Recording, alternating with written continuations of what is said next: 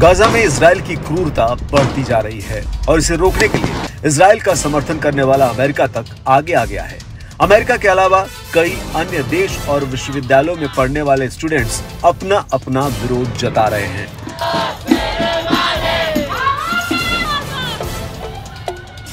हालांकि इन सबको अनदेखा करता हुआ इजराइल गाजा में अपने सैन्य अभियान को आगे बढ़ाता जा रहा है। अब तुर्की के राष्ट्रपति रेसेप तैयप एर्दोगन ने बीते दिन चेतावनी दी कि अगर गाजा पट्टी में इजराइल की जीत हुई तो वो तुर्की को निशाना बनाएगा। एर्दोगन ने अंकारा में एक संसदीय समूह की बैठक के दौरान कहा कि इजराइल गाजा में नहीं रुकेगा और अगर इसे नहीं रोका गया तो ये दुष्ट राज्य अनातोलिया को निशाना बनाएगा। एर्दोगन ने कहा कि हम हमास के साथ खड़े रहेंगे जो अपनी जमीन की आजादी के लिए लड़ रहा है और अनातोलिया की रक्षा करता है। उन्होंने कहा कि हम एक बार फिर घोषणा करते हैं कि हम अपने पूरे अस्तित्व और संसाधनों के साथ फिलिस्तीन और फिलिस्तीनी हित के साथ खड़े हैं। उन्होंने ये भी कहा कि हम सुनिश्चित करेंगे कि नरसंहार के अपराधियों को सजा मिले। आपको बता दें कि पिछले कई महीनों से तुर्की के राष्ट्रपति गाजा में जारी नरसंहार को लेकर इजरायली अधिकारियों की कड़ी आलोचना कर चुके हैं। हालांकि इसके बाद भी अंकारा को इजराइल के साथ अपने व्यापार संबंधों को खत्म करने में 6 महीने से अधिक का समय लग गया।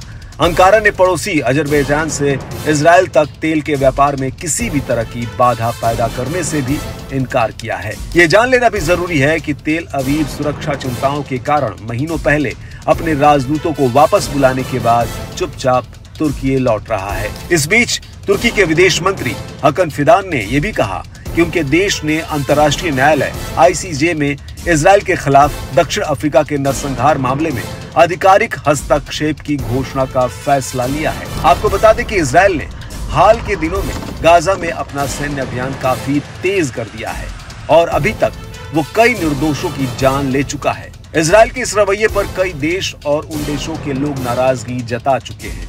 यहाँ तक कि उसे सैन्य हथियार देने वाला देश अमेरिका तक उसे चेतावनी दे चुका है कि अगर वो गाजा में नरसंहार करता है तो वो उसकी मदद बंद कर देगा। इसके बाद भी इजराइल मानने को तैयार नहीं है।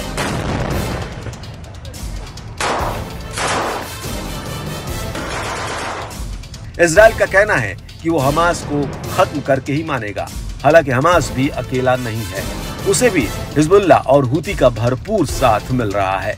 ऐसे में अब ये युद्ध कहां जाकर थमेगा, इस बारे में अभी स्पष्ट रूप से कुछ कहा नहीं जा सकता है।